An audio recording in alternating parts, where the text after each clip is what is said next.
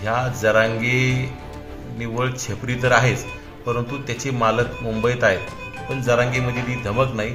जरांगेच्या बुडाला बॉम्ब लावतील हे लोक. आणि हा जरांगे जर त्यांच्या विरोधात गेला ना तर जरांगेचा तो कार्यक्रम करून टाकतील हे दोघं जण. म्हणजे 3 जातीवादी एकत्र आलेत. परंतु या महाराष्ट्राला हे तिघांचंही अस्तित्व आणि तिघांचा स्वभाव आणि तो तिघांचंही ओबीसी SC ST यांच्याविषयी असणारा द्वेष माहीत आहे. बच्चू कडूंनी अनेक वेळा बच्चू कडू पूर्वी अपंग असतील, गोरगरिबासाठी झटणारा कार्यकर्ता नेता म्हणून ओळखल्या जात होता. परंतु मागच्या काही दिवसापासून बच्चू कडूंनी अनेक वेळा ओबीसी विषयी गरळ ओकण्याचं काम केलं. बच्चू कडू अत्यंत जातीवादी झालेला माणूस आहे. त्याचबरोबर जरांगे निव्वळ लायकी नसणारा, पात्रता नसणारा बालिश माणूस आहे. कुठलाही अभ्यास नाही, संविधानाचा अभ्यास नाही, राजकारणाचा नाही, समाजकारणाचा नाही, मंडल आयोगाचा नाही. आणि तो कुठंतरी या 3ऱ्या 4थ्या आघाडीत जाऊन काय शक्य असणार आहे का?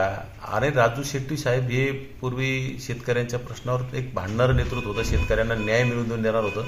पण मागच्या बऱ्याच दिवसापासून लोकांनी त्यांना डावलल्याचा प्रत्यय येतोय की एवढा मोठा नेता आपण त्यांना मानतो, परंतु त्यांना मागच्या लोकसभेला सुद्धा लोकांनी ॲक्सेप्ट केलं नाही. त्यामुळं ही 3री आघाडी मला नाही वाटत सक्सेस होईल.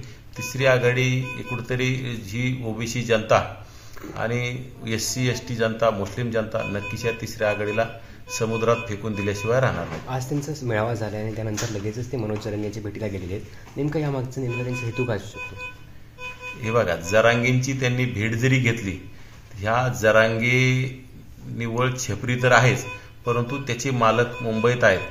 तुतारीवाले आणि बाणावाले त्यांना विचारल्याशिवाय जरांगे कुठलाही निर्णय घेऊ शकत नाही. तो त्याला अधिकारही नाही. फक्त लोकांना झुलवत ठेवायचं, वेड्यात काढायचं. ह्या 3ऱ्या 4थ्या कोणती आघाडी आहे यांना सुद्धा तो वेड्यात काढण्याचंच काम करणार आहे. जरांगे एकही उमेदवार देऊ शकत नाही. आणि जरांगे जर 3ऱ्या कोणती 4थ्या आघाडी जर जात असेल तर नक्कीच आमच्या त्याला शुभेच्छा आहेत. आणि जरांगेने जाऊन दाखवावं, त्याचे आमदार सुद्धा करून दाखवावे. पण जरांगेमध्ये ती धमक नाही. जरांगेच्या बुडाला बॉम्ब लावतील हे लोक. जर तो गेला ना तर त्याचे मालक, त्या मालकांनी रसद पुरवण्याचं काम केलं, जरांगेचं आंदोलन उभा करण्याचं काम केलं. आणि हा जरांगे जर त्यांच्या विरोधात गेला ना तर जरांगेचा तो कार्यक्रम करून टाकतील हे दोघं जण.